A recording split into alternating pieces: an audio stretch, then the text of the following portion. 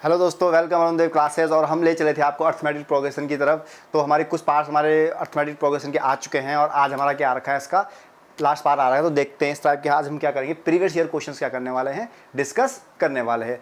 ठीक है, तो वेलकम अरुण देव क्लासेस। और आज चलते हैं आपको, आज लास्ट क्लास में हमने सब कुछ डिस्कस कर लिया था, तो आज हम क्या करने वाले हैं, क्वेश्चंस को डायरेक्ट हिट करने वाले हैं। तो ये चीज़ हमने क्या कर दी थी, लास्ट टॉपिक हमने पढ़े थे, सम का फॉर्मूला भी हमने पढ़ लिया था। उसके बाद हमने दो फॉर्मूले और पढ़े थे। जब आपकी फर्स्ट टर्म और लास्ट टर्म क्या रखी है, दे रखी होगी, तो उस टाइम पे आप क्वेश्चन को किस तरीके से सॉल्व करोगे। और आज क्या करने वाले हैं, हम क्वेश्चन सॉल्व करने वाले हैं प्रीवियस ईयर का। तो यहाँ पे देखो, आपका क्वेश्चन दे रखा है, how many term of the AP, term बतानी है जिन टर्म्स का सम क्या होगा, जीरो हो जाएगा। कैसे करोगे, देखो 27, 24। तो सबसे पहले मुझे क्या करना है, जो पहला स्टेप मैंने आपको सिखाया था, डाटा कलेक्ट करना सिखाते हैं आपको। तो आपका जो ए इज इक्वल टू है, ए इज इक्वल टू आपका रखा है 27, ए इज इक्वल टू 27। डी आपको पता है कैसे निकालते हैं, second term minus first term. तो यार आपकी डी की जो वैल्यू है वो आपकी कितनी आ जाएगी, -3। तो एन हमारे पास है नहीं, तो एन तो हम निकाल नहीं सकते। ठीक है, तो एन हमें निकालना है कि टोटल जो टर्म्स है उनका सम कितना आ रहा है, 0 आ रहा है। तो आपका जो नॉर्मल फॉर्मूला होता है that is n/2 2a plus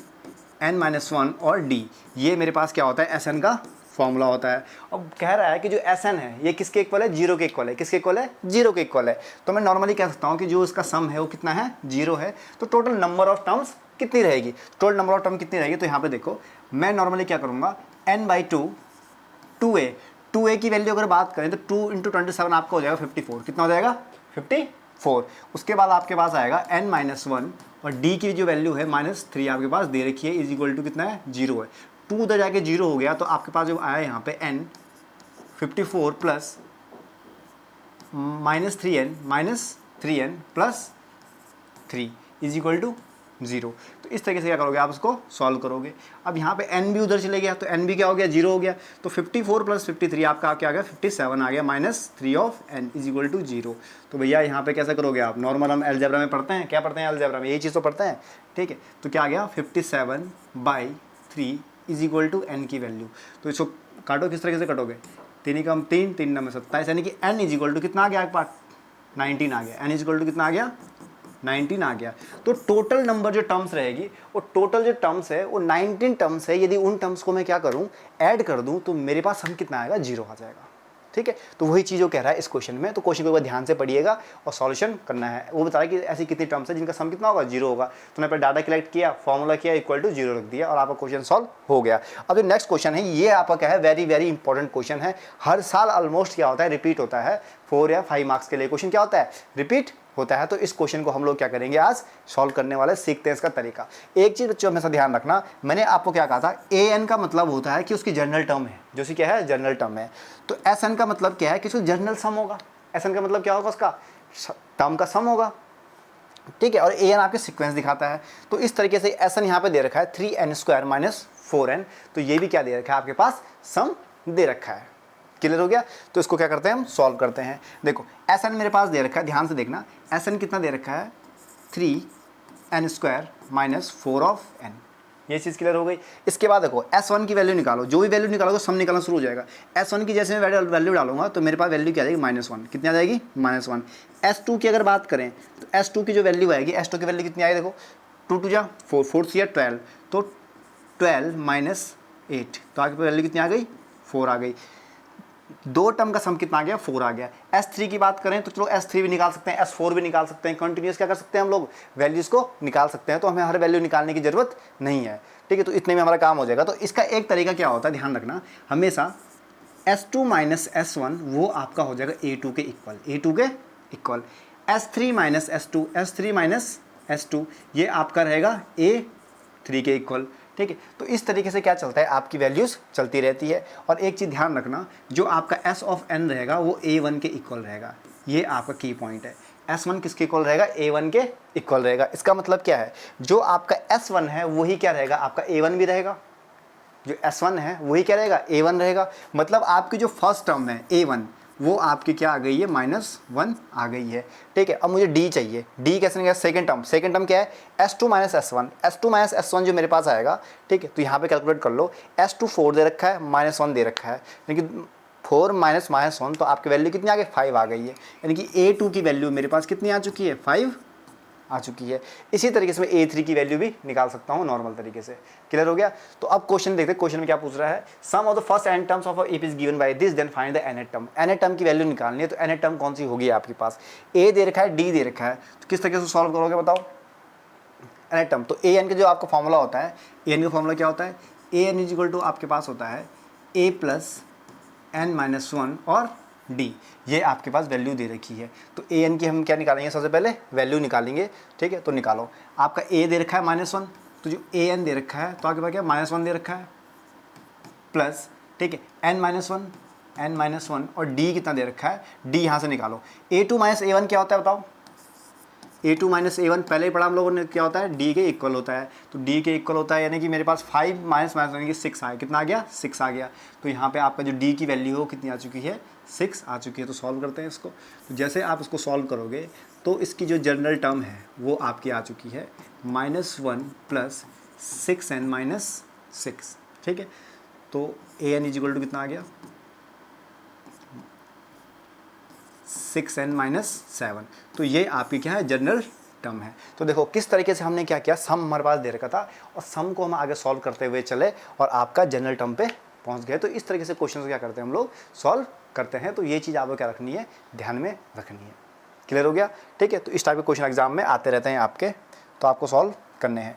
next question की तरफ चलते हैं। ये क्वेश्चन क्या करा है, देखो एक क्वेश्चन भी, अब एक क्वेश्चन देखो, आपको क्वेश्चन की वजह से क्या करूँगा मैं, टाइप चेंज करता रहूँगा। तो ये क्वेश्चन क्या होता है, टाइप चेंज होते रहते हैं। तो ये क्वेश्चन का नेक्स्ट टाइप है, क्या कह रहा है, if the 17 term of AP exceed it's 10th term by 7। मतलब ये कह रहा है कि 17 जो टर्म्स है आपकी, 17th जो टर्म है वो किसके इक्वल है, 7 plus 10th term, 7 plus 10th term. ये आपका देखो एपी के क्वेश्चन की जो सबसे खास बात है ना, एपी का क्वेश्चन हमेशा क्या करता है, आपको सब कुछ दे देता है, बस आपको ना की पॉइंट्स निकालने हैं क्वेश्चंस के अंदर से। ठीक है, तो उस तरीके से हम निकालेंगे। तो यहाँ उन्होंने जो दे रखा था ना उसी से आंसर निकलेगा।